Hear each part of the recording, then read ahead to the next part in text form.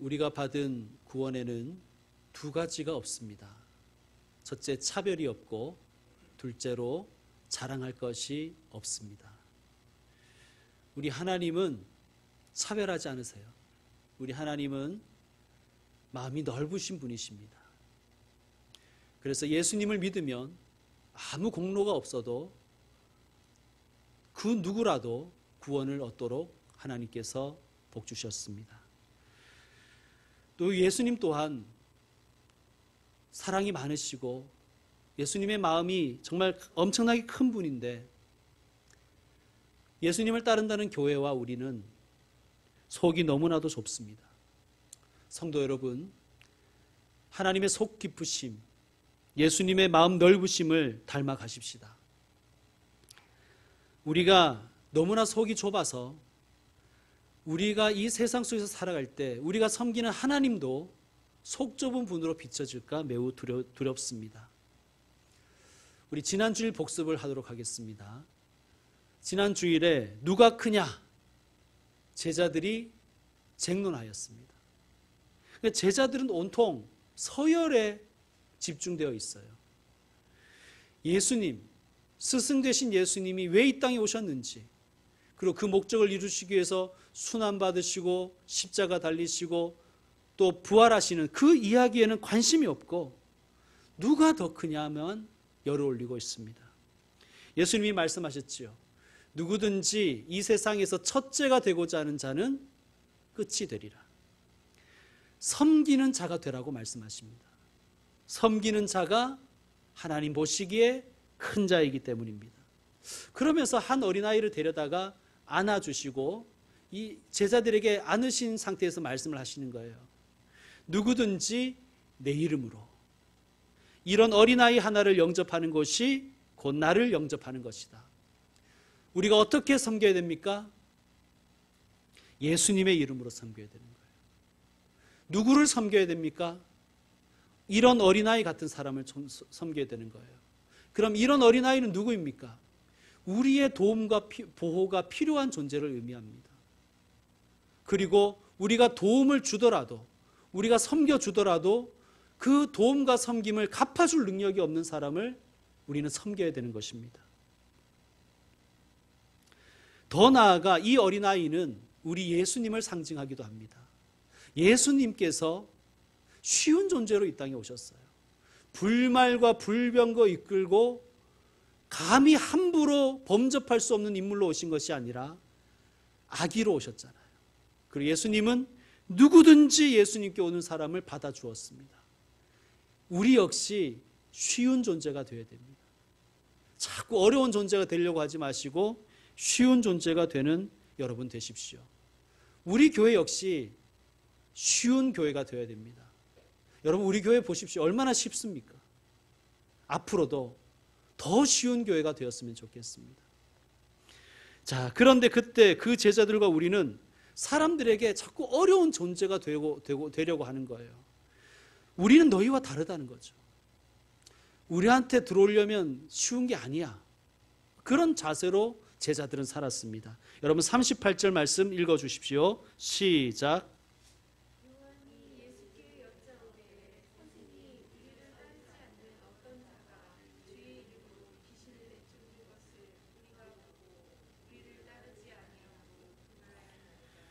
우리와 그 사람을 지금 구별하고 있죠. 딱 선을 긋습니다. 요한은 야망이 엄청난 사람이었어요. 요한의 형제인 야고보도 마찬가지였죠.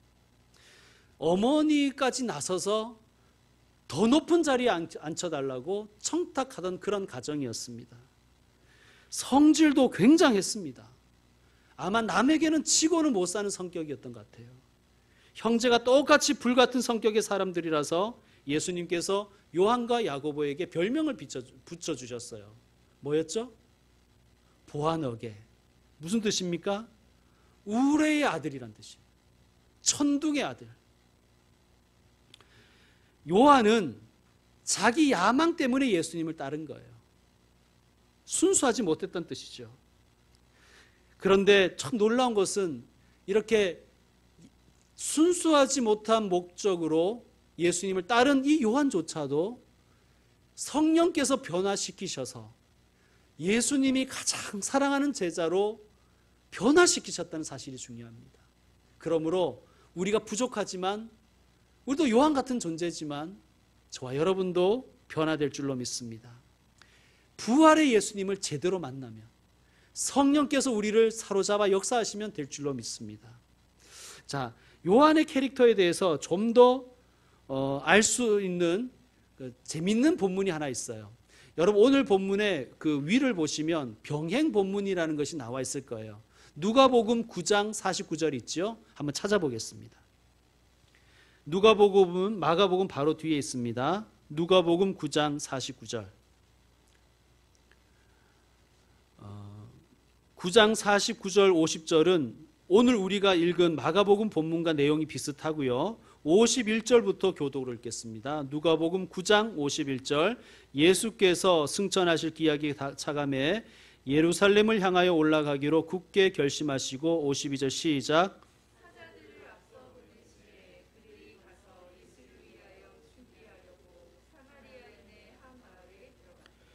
예수께서 예루살렘을 향하여 가시기 때문에 그들이 받아들이지 아니하는지라.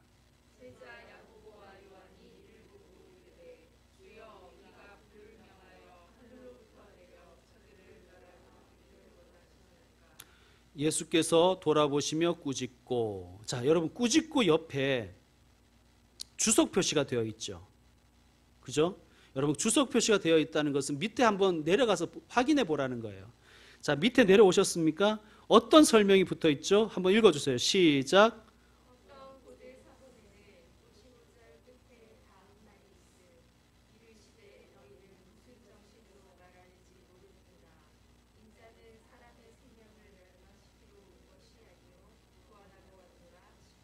아멘. 여러분 너무 재밌지 않습니까? 예수님이 이렇게 말씀하는 거예요. 너 무슨 정신으로 그런 소리 하냐 이런 거예요. 너는 지금 제정신이 아니다 이런 거예요. 너희는 무슨 정신으로 말하는지 모르는구나. 저는 성경에서 제일 재밌는 장면이 이 장면인 것 같아요. 예수님이 요한과 막 요한을 필두로 한 무리에게 얘기하잖아요. 정신 좀 차려라. 내가 왜 이 땅에 왔는지를 너희는 모르냐 이런 거죠. 다시 마가복음 9장으로 다시 돌아가서 지금 요한의 캐릭터를 아시겠죠? 요한은 완전히 완장 찼어요 지금. 지금 요한은 모든 제자들을 대신해서 지금 어려운 일을 혼자 하고 있는 거예요. 자, 이런 거예요. 어떤 귀신 들린 아들을 그 아버지가 예수님께 데려왔습니다. 근데 예수님이 안 계시자 제자들에게 부탁했죠. 근데 우리가 이미 몇 주 전에 살펴본 것처럼 제자들이 귀신을 쫓아냈습니까? 못 쫓아냈습니까? 못 쫓아냈죠. 그런데 오늘 본문 38절에 어디서 굴러먹던 개뻗다기 같은 것이 예수님의 이름을 써서 귀신을 쫓아내는 거예요. 그래서 우리가 보고 우리가 봤다는 거죠. 그래서 우리를 따르지 아니함으로 금하였습니다. 하지마 이렇게 했다. 요한은 남이 나를 앞서는 것을 용납하지 못하는 사람이에요. 남에게 지고는 못 사는 거예요. 뭐 우리도 마찬가지죠. 뭐 요한 욕할 것 없습니다. 요한은 제자들이 하고 싶었던 말을 요한이 대신해 준 것이고요. 우리가 하고 싶은 말 대신해 준 것뿐입니다.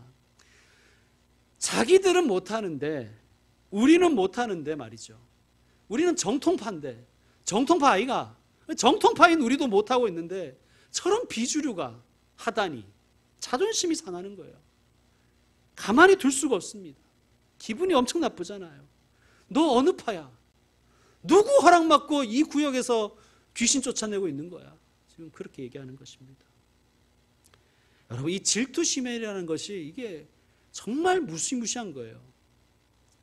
여러분 담임 목사가 손 얹고 안수기도 했는데 병이 안 낫고 점점 더 심해지는데 부목사가 신방 가서 기도했더니 그 교우가 나았다 이러면 어떻게 되겠습니까? 온 교회는 기뻐하는데 딱 한 사람은 안 기뻐해요. 담임 목사만 슬피 울며 일을 가는 거예요. 쪽팔리니까 그렇죠. 너 누구 허락 받고 가서 기도했어 이래야 되는 거죠. 영적인 질투심이라는 것은 정말 무시무시한 것입니다, 여러분. 지금 요한은 우리라고 해서 예수님을 슬쩍 끼워 넣었지만 정말 예수님을 위한 것이었을까요? 아니죠. 자기들의 자존심이 상했기 때문입니다. 질투였습니다. 내가 할 수 있는 일을 남이 하면 칭찬하는 거예요, 우리는. 내가 할 수 있는 일을 남이 하면, 혹은 내가 한 일을 남이 하면 우리는 칭찬해요. 훌륭하다고. 그러나 내가 못하는 일을 남이 하면 어떻게 될까요? 나도 돈 있으면 한다. 나도 시간 있으면 하지.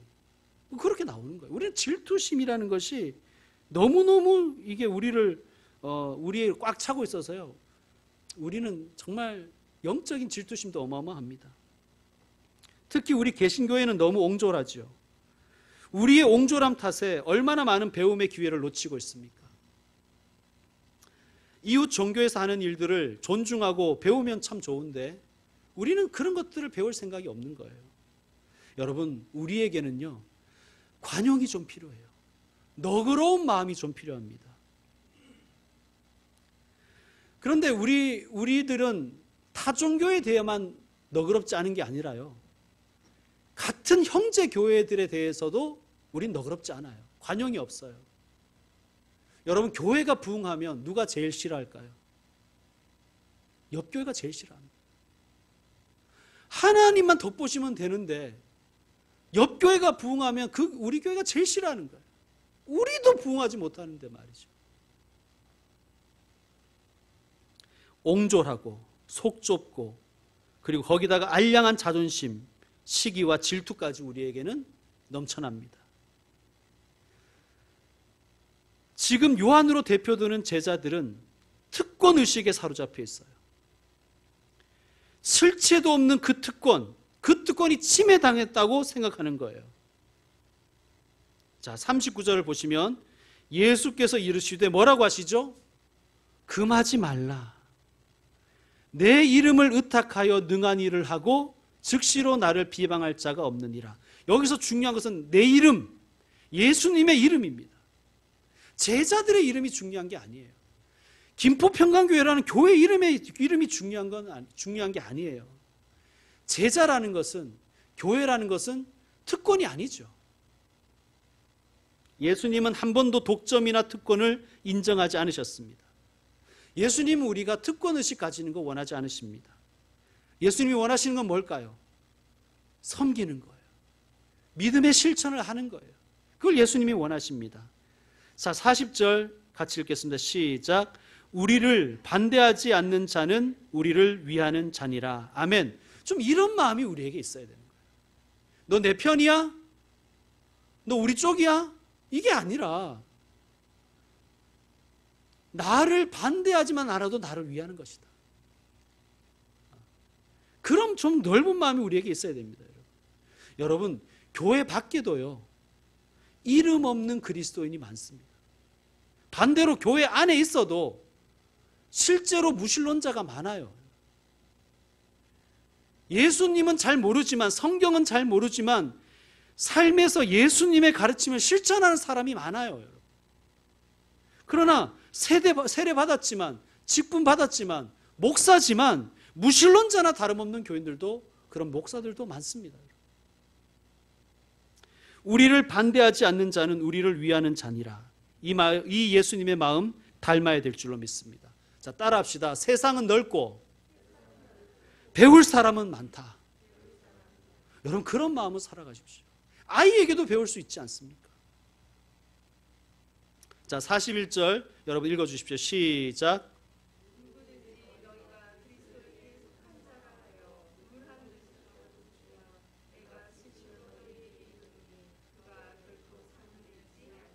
아멘. 여기 이 말씀 중에 우리말 성경에는 빠진 구절이 있어요. 그러니까 헬라어 원문에는 있는데 우리말 성경에는 번역하지 않은 단어가 있는데, 누구든지 너희가 그리스도에게 속한 자라 하여, 그 다음에 원문에는 그 이름으로가 있습니다. 그러니까 예수님의 이름으로 일하는 사람에게 예수님의 이름으로 물 한 잔이라도 대접한다면 그것은 아주 작은 봉사일지라도 반드시 상을 받는다는 뜻입니다.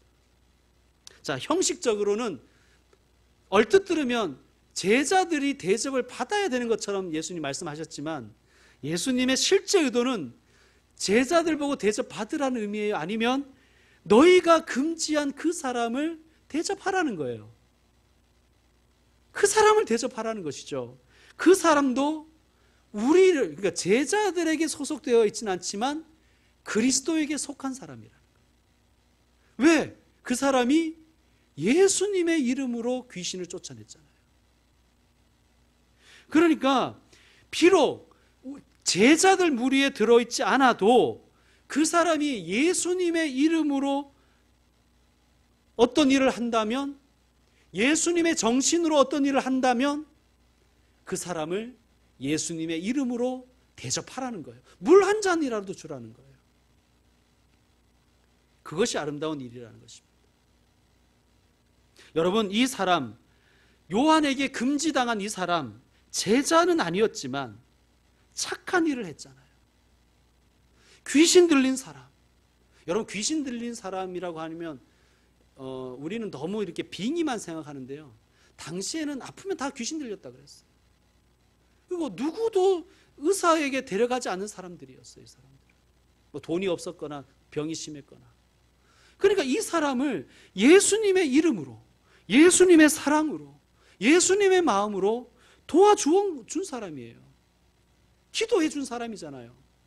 이런 사람을 제자들이 막은 거예요. 하지마, 너 우리 쪽 아니잖아, 이러면서. 여러분, 예수님께서 이 땅에 오셔서 죄인들, 세리들, 창녀들, 환자들, 어린아이들을 가까이 해주셨잖아요. 상대해 주셨잖아요. 당시에는요, 이런 사람들 아무도 상대하지 않았어요. 침뱉고 째려보고 멸시하고 주목하지도 않았습니다. 기대하지도 않았고요. 그냥 멸시의 눈으로 그들을 바라보았어요. 그런데 세상은 이런 작은 자들을 거들떠 보지 않았지만 예수님은 그들을 따뜻하게 맞아주시고 상대해 주시고 안아주시고 그들과 함께 식사해 주셨잖아요. 고쳐주시기도 하고. 제자 그룹에 속하지 않았는데 그 사람이 예수님의 이름으로 그 일을 했다는 거예요. 성도 여러분, 우리 교회는 하나님께서 은혜를 주시면 주실수록 더 작은 자들을 찾아보아야 되고요. 그 사람들에게 관심을 가져야 됩니다. 그리고 그런 사람들을 위해서 일하는 사람들을 알아주고 지원해 줘야 됩니다. 그러니까 우리 교회가 좀 그런 교회가 되었으면 좋겠습니다. 작은 사람들을 돌아볼 줄 아는 교회, 그리고 그 사람들을 돕는 사람들을 지원해 줄 수 있는 교회가 되었으면 좋겠습니다. 그래서 우리 교회가 뭐 선교지도 선교지지만 우리 사회 속에서 NGO 단체들이라든지 좀 그 비영리적으로 어려운 사람들을, 낮은 사람들을, 작은 사람들을 도와주는 그런 단체나 사람들을 지원해 줄 수 있는 교회가 되었으면 좋겠습니다. 예수님이 분명히 말했잖아요. 금하지 말라. 금하지 말라는 거예요.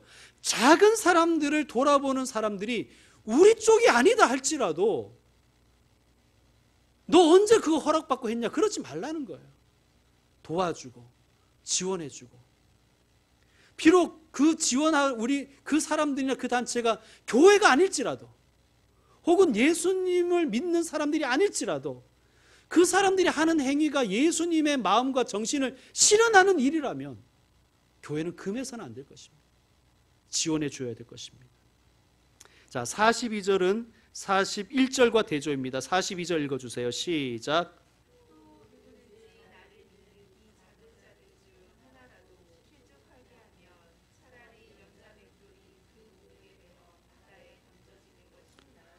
자, 나를 믿는 이 작은 자들, 이 중에서 제자들에게 금지당했던 그 사람도 포함이 되겠지요. 지금 예수님이 그 얘기를 계속 하시는 거예요. 자, 실족하게 하면이라는 것은 헬라어로 스칸달론이라는 단어인데 우리가 이것이 영어로 가서 스캔들이 되었어요. 스캔들. 그러니까 스칸달론은 무슨 뜻이냐면 함정, 장애물, 올무 이런 뜻입니다. 자, 그렇다면 연자의 뿔이 금옥에 매여 바다에 던져지는 사람은 누구일까요? 실족하게 한 사람일까요? 아니면 실족한 그 작은 자일까요? 예, 문법적으로만 보면요, 대명사를 따져보고 문장 구조를 보면 실족한 작은 사람이에요. 이런 뜻입니다. 너희들이 놓은 장애물 때문에 예수님을 믿은 작은 자가 실족하면, 죄를 지으면 차라리 그 사람의 육신을 죽이는 것이 더 낫다는 거예요. 이 무서운 말씀이죠. 무슨 뜻입니까? 내가 놓은 장애물 때문에 누군가가 실족하면, 그래서 그가 죄를 지으면 그의 육신을 죽이는 게 차라리 낫다는 거예요. 그러니까 죄 짓게 하는 것이, 그래서 죄 짓는 것이 얼마나 무시무시한 일이고 끔찍한 일인가를 주님께서 과장법으로 말씀하시는 거죠. 나를 믿는 이 작은 자는 믿음이 작다는 것이 아니라 믿음을 가지긴 했으나 아직 성숙하지 못했다는 거예요. 여러분, 제자들은요, 지금 예수님의 이름으로 귀신을 쫓아낸 사람을 금했습니다. 예수님 보시기에 그가 상처를 받은 것 같아요.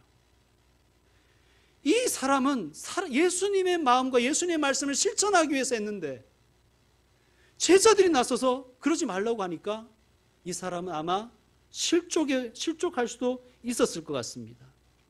그래서 어쩌면 이 사람은 내가 이제 더 이상 예수님의 이름을 붙들지 말아야 되겠다. 내가 뭐 저런 사람들 도와주지 말아야 되겠다. 저런 사람들에게 사랑 베풀지 말아야 되겠다. 그런 마음을 가질 수도 있잖아요.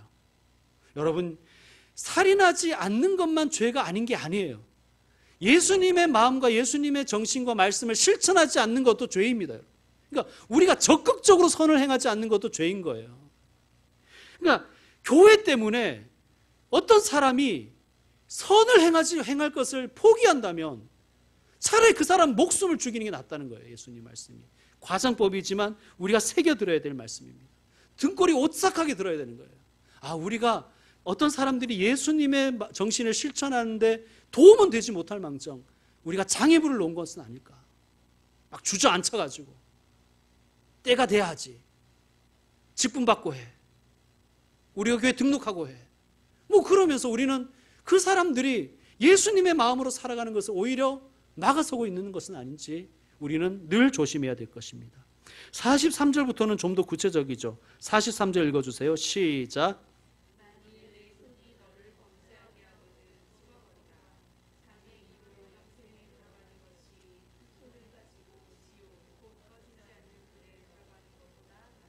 아멘.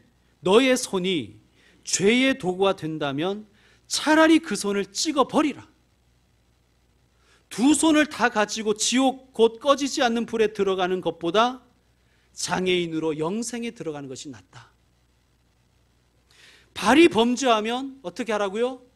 발을 찍어버리라. 눈이 범죄하게 하면 눈을 빼버리라. 예수님의 말씀 참 무섭습니다. 여러분, 예수님은 지옥에 대해서 말씀하세요. 여러분, 지옥은 분명히 있습니다.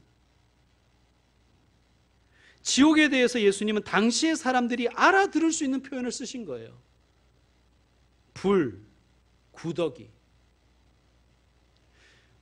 그러니까 당시의 사람들에게는 이게 지옥을 연상시키는 그러한 표현들이죠. 비유라는 거예요. 어떤 분이 뭐 우스갯소리로 그러더라고요. 한국 사람들은 지옥을 잘 견딜 거래요. 왜냐? 불가마를 워낙 좋아해가지고. 불가마 가면 소금방도 있다면서요. 불과 소금으로 그냥 찜질을 하는 분들이기 때문에 지옥을 무서워하지 않을 것이다. 뭐 이렇게 말씀하시는데 예수님이 지옥에 대해서 비유로 말씀하신 거예요. 비유로. 여러분, 만약에 오늘날 예수님이 지옥에 대해서 우리에게 말씀하신다면 뭐라고 하실까요? 지옥은 어떤 곳이냐 이렇게 설명해 주신다면 어떻게 하실까요? 저는 이러실 것 같아요. 지옥에는 스마트폰이 안 터져. 일지야 일지 이러실 것 같아요. 얼마나 안 터지는지 돌아버리죠. 우리는 불가마는 견디지만 스마트폰 안 터지는 건 못 견디잖아요. 예수님께서 하신 말씀을 이해하려면 구약의 배경을 좀 알아야 됩니다. 요시야라는 왕이 있었어요. 요시야는 종교개혁을 당연한 왕인데, 당시에 그 유다 백성들이 섬기는 그 우상들을 다 모아다가 흰놈의 아들 골짜기, 개 흰놈 혹은 바 흰놈이라고 하는 이 골짜기에 가서 다 태워버렸습니다. 근데 원래 그 흰놈의 아들의 골짜기는 어떤 곳이었냐면요, 우상을 섬기는, 특별히 몰록을 섬기는 것들이 자기 자녀를 불태워 제사 드리던 곳이었어요. 그러니까 그곳에 가서 우상들을 다 태워버린 거예요. 그때부터 거기는 쓰레기 소각장이 된 거예요. 구더기도 들끓고 거기는 언제나 날마다 불이 피어올랐겠죠. 그거를 유대 사람들은 잘 알기 때문에 지옥 하면 거기를 딱 떠올린 거예요. 개 흰놈을 헬라어로 게헨나로 읽은 거예요. 그리고 게헨나를 우리말로 번역할 때 지옥으로 번역한 것입니다. 그러니까 그런데 보세요. 게헨나에서 불이 타면 탈수록 이스라엘은 깨끗해지죠. 그러니까 하나님의 이 불이라는 것은 심판과 동시에 정화하시는 그러한 하나님의 놀라우신 통치하심입니다. 그러니까 불은 심판과 정화를 상징하죠. 49절에 보면 그런데 사람마다 불로서 소금치듯 함을 받으리라 이렇게 되어 있어요. 이게 좀 말씀이 참 어려운 것입니다.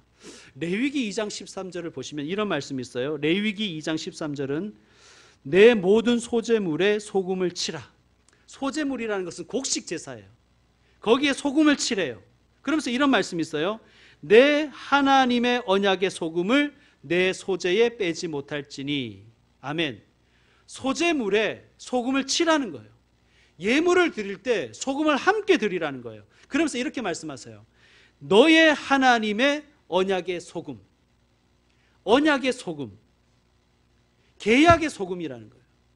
그러니까 하나님과 내가 언약 관계에 있다는 것을 예물에다가 소금을 함께 드림으로써 고백하는 거예요. 추측건데 이것은 고대인들의 그런 어떤 계약 관계에서 나온 것 같아요. 이 단어는 당시의 고대인들은요, 서로 평화 계약을 맺으면, 평화의 언약을 맺으면요, 함께 모여서 식사를 했습니다. 식사를 할 때 반드시 소금을 치죠. 그러니까 소금을 친다는 것은 계약을 맺는다는 뜻이에요. 그리고 소금을 친다는 것은 음식을 나눠 먹는다는 뜻이에요. 그러므로 이 의미가 구약 성경으로 들어와서 이렇게 되는 거예요. 하나님과 너희가 언약 관계에 있지 않느냐? 그것을 소금을 침으로써 언제나 기억하라는 거예요. 하나님이 우리의 하나님이시고 나는 하나님의 백성이다. 언약 관계. 여러분 50절 말씀 같이 읽겠습니다. 50절 말씀 시작. 소금은 좋은 것이로되 만일 소금이 그 맛을 잃으면 무엇으로 이를 짜게 하리요? 너희 속에 소금을 두고 서로 화목하라 하시니라. 아멘. 무슨 말씀입니까? 너희 속에 소금을 두고 하나님과의 관계를 무너뜨리지 말라는 거예요.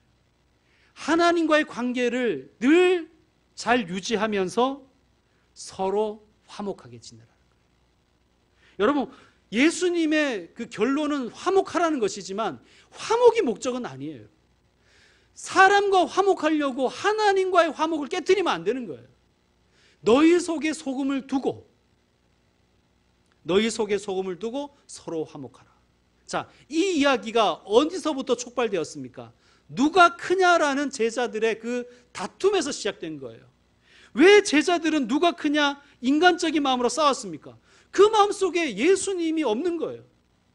그 마음속에 예수님의 정신과 마음이 없는 거예요. 예수님하고 몸은 가까이 있지만 그 속에 소금이 없는 거예요. 하나님과의 언약 백성. 내가 하나님과 언약 백성 되었다는 것. 여러분, 우리도 마찬가지죠. 예수님이 우리 안에 계셔야, 예수님의 마음으로 내 마음이 충만해져야 그때 사람과 화목하는 것이 참된 화목입니다. 하나님과의 관계는 다 깨어졌는데 세상에선 잘 나가고 세상 사람들하고 다 잘 지내고, 그거 하나님께서 기뻐하지 않는 화목이에요. 그것은 하나님이 원하시는 화목이 아니에요. 세상 헛된 것에 마음에 두는 것이 아니라 예수님의 마음을 내 마음에 두고 서로 화목하는 것입니다. 이 순서를 여러분 절대로 기억하시고 역으로 바꾸시면 안 되겠습니다. 우리는 하나님의 언약 안에 살아야 됩니다. 하나님의 약속의 말씀을 확실히 붙잡고 그 말씀의 실천으로서 사람들과 서로 화목하게 지내는 것입니다. 너희 속에 소금을 두라. 즉 하나님과 화목하라. 그리고 서로 화목하라. 이 순서와 이 말씀을 꼭 기억하고 우리는 살아야 되겠습니다. 그리고 중요한 것은 내 마음속에 하나님과 화목하고 사람과 화목해야 화목한 사람들과 함께 하나님의 나라를 이루잖아요. 그래 사람들과 화목했는데 하나님의 나라하고는 아무 상관없는 화목이면 하나님 기뻐하시는 화목이 아니잖아요. 이 말씀 여러분 반드시 명심하시는 한 주간 되었으면 좋겠습니다. 자, 말씀 마무리하겠습니다. 누가 크냐? 제자들은 언제나 싸웠습니다. 예수님은 차별하지 않으시고 또 모든 사람을 다 받아주시고 섬겨주셨는데 제자들은 그저 싸웁니다. 누가 크냐? 여러분 누가 큰 사람입니까? 섬기는 사람이 큰 사람입니다. 누가 큰 사람입니까? 너그러운 사람이 큰 사람입니다. 누가 큰 사람입니까? 마음이 따뜻한 사람이 큰 사람이에요. 하나님과의 바른 관계에 있는 사람은 정말 하나님과 바른 관계에 있는 사람은 다른 사람에게 따뜻하겠죠. 다른 사람에게 너그럽겠죠. 다른 사람을 섬기겠죠. 여러분 언제나 자신을 확인하십시오. 내가 누군가에게 따뜻한가? 내가 누군가에게 너그러운가? 내가 누군가를 섬기는가? 이것이 없다면 확인해 보십시오. 하나님과의 관계가 틀림없이 무너져 있을 것입니다. 성도 여러분, 하나님을 사랑하는 마음으로 다른 사람을 사랑하고 이웃을 사랑하는 복된 하나님의 종들이 되시기를 주의 이름으로